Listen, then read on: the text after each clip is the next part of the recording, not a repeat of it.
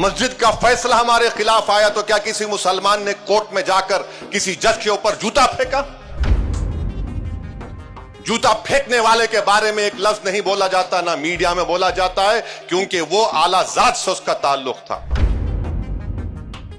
ملک کی تاریخ اٹھا کر پڑھ لو، جو لوگ آج مسلمانوں کو گالی دیتے ہیں اور وفاداری کا سرٹیفکیٹ ہم سے پوچھتے ہیں، اتنا سب ہم نے سہا اور کل بھی سہیں گے، مگر وطن سے نفرت کے مظاہرے نہیں کیے۔ اقتدار پر بیٹھ کر ظلم کرنے والوں سے ہم نے کہا کہ تم ظالم ہو، ہم تم سے نفرت کرتے۔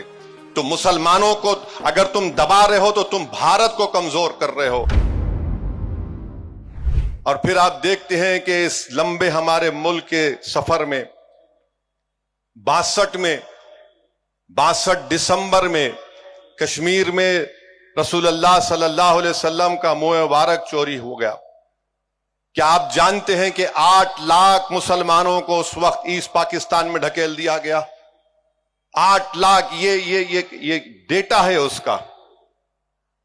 فسادات کتنے ہوئے؟ نلی کا میسکر ہوا آسام میں، آپ نے دیکھا فساد ہوا ہاشم پورہ کا، ملیانہ کا، ہم اور آپ نے دیکھا گجرات میں، بلکہ 69 کا فساد تو 2002 سے بدترین تھا۔ پھر 2002 کی نسل کشی ہم نے دیکھی، 2019 کا دلی کا فساد دیکھا، حیدرآباد کے فسادات ہم نے دیکھے۔ مگر ایک بات جو لوگ سمجھتے نہیں ہیں وہ یہ ہے کہ ان تمام فسادات کو ہم نے دیکھا، ہماری مسجد کو شہید کر دیا گیا، اور کورٹ کا جب فیصلہ آیا تو کورٹ نے کہا کسی نے شہید نہیں کیا۔ سپریم کورٹ کا فیصلہ آیا تو کہا کہ آستھا کی بنیاد پر مسجد آپ کو نہیں دی جا سکتی۔ ملک کی تاریخ اٹھا کر پڑھ لو، جو لوگ آج مسلمانوں کو گالی دیتے ہیں اور وفاداری کا سرٹیفکیٹ ہم سے پوچھتے ہیں، اتنا سب ہم نے سہا اور کل بھی سہیں گے، مگر وطن سے نفرت کے مظاہرے نہیں کیے۔ اقتدار پر بیٹھ کر ظلم کرنے والوں سے ہم نے کہا کہ تم ظالم ہو، ہم تم سے نفرت کرتے۔ تم مسلمانوں کو اگر تم دبا رہے ہو تو تم بھارت کو کمزور کر رہے ہو۔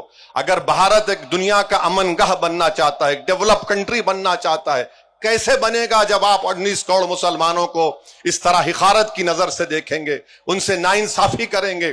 اور سمویدھان میں رائٹ ٹو ایکوالٹی جو ہے وہ سبسٹینٹیو ایکوالٹی ہے، آپ اس کو بھول جاتے ہیں۔ مسجد کا فیصلہ ہمارے خلاف آیا تو کیا کسی مسلمان نے کورٹ میں جا کر کسی جج کے اوپر جوتا پھینکا؟ جوتا پھینکنے والے کے بارے میں ایک لفظ نہیں بولا جاتا، نہ میڈیا میں بولا جاتا ہے، کیونکہ وہ اعلیٰ ذات سے اس کا تعلق تھا۔ ہماری وطن سے محبت ہے اور رہے گی۔